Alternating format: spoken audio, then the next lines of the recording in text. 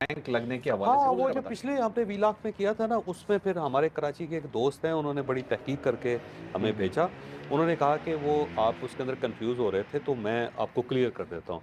हुँ, हमारे बुज़ुर्ग हैं, उन्होंने एक ये कन्फ्यूजन क्लियर की कि जो जनरल आसिम मनीर साहब हैं, फील्ड मार्शल इस वक़्त, जब वो लेफ्टिनेंट जनरल बने, तो वो तारीख थी 4 दिसंबर 2019।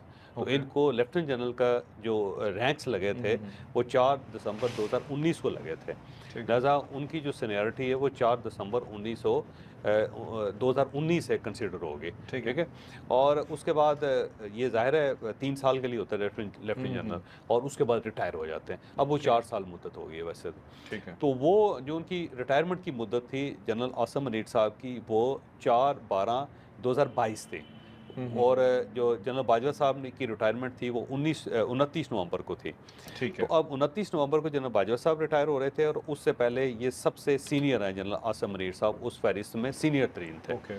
तो अब हमारे जो दोस्त हैं, बुज़ुर्ग हैं, उनका ये कहना है कि ये जो जनरल फैज़ हमीद साहब थे, इन्होंने गड़बड़ करके ना रिकॉर्ड के अंदर, क्योंकि ज़ाहिर है डीजीआईएसआई थे, बड़े तगड़े थे और बहुत सारी जगहों पे इनका हाथ पड़ता था। तो उन्होंने वो जो रैंक तो 4 दिसंबर का था, उसको कन्वर्ट करके इन्होंने 27 नवंबर कर दिया। अच्छा, यानी जनरल बाजवा की रिटायरमेंट से 2 दिन पीछे ले गए इनको, ओके। ताकि ये उस वक़्त रिटायर हो जाएँ। पहले रिटायर। पहले रिटायर हो जाए 2 हुँ, दिन, और उसके बाद फिर जनरल फैज़ हमीद का नाम और बाकी सब का नाम उसके अंदर आ जाएगा, तो जनरल आसिम मुनीर साहब उस फ़हरिस्त से निकल जाएँगे। हुँ, हुँ, हुँ। तो ये उन्होंने पूरा एक बंदोबस्त किया था, लेकिन देख लें कुदरत को और कुछ मंज़ूर एक था। प्लान इंसान करता है, कुदरत एक करती है। कुदरत करती तो वो पहले ही नोटिफ़िकेशन हो गया, 27 नवंबर से पहले ही नोटिफ़िकेशन हो गया, ठीक और है। उस वक़्त वो फ़हरिस्त बन गई, उस हुँ, फ़हरिस्त हुँ, में हुँ। आ गए।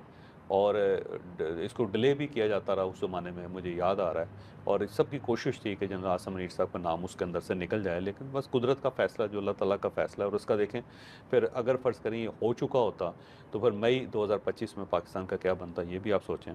तो हुँ। ज़ाहिर सूरत-हाल हो सकता है, फिर मुकम्मल तौर पे मुख्तलिफ हो। तो कुदरत के जो फ़ैसले होते हैं, वो बड़े ज़बरदस्त होते हैं। इसी तरह जो एयर चीफ़ हैं, उनको 1 साल की एक्सटेंशन मिली थी, हाँ जी। और अगर वो एक्सटेंशन ना होती, तो फिर ये मई 2025 में क्या होता, ये भी आप खुद अंदाज़ा लगाएँ। हुँ, तो हुँ, हुँ। कुदरत के जो फ़ैसले होते हैं ना, वो हमेशा ज़बरदस्त होते हैं, और उसका कोई हुँ। तोड़ नहीं होता। तो जनरल फैज़ हमीद साहब ने फिर 27 नवंबर कर दिया, लेकिन इसके बावजूद ज़ाहिर है फिर अल्लाह ताला ने इनके ऊपर करम किया, और ये बड़े लकी आदमी हैं जनरल आसिम मुनीर, वैसे इसमें कोई शक नहीं। हर जो एक साज़िश इनके खिलाफ होती है, उसका नतीजा हमेशा इनके हक़ में निकलता है। हुँ, 9 मई का नतीजा भी देखें, इनके हक़ में निकला था, जबकि बिल्कुल सही। इनको मुकम्मल तौर पे आउट करने का मंसूबा था। लेकिन हुँ, देखें कुदरत ने किस तरह इनको रखा भी, और उनका हाथ भी किस तरह पकड़ा। हुँ। फिर ये जो कल 4 दिसंबर को फिर ये जो नोटिफ़िकेशन हुआ है, हमारे जो दोस्त हैं उनका कहना है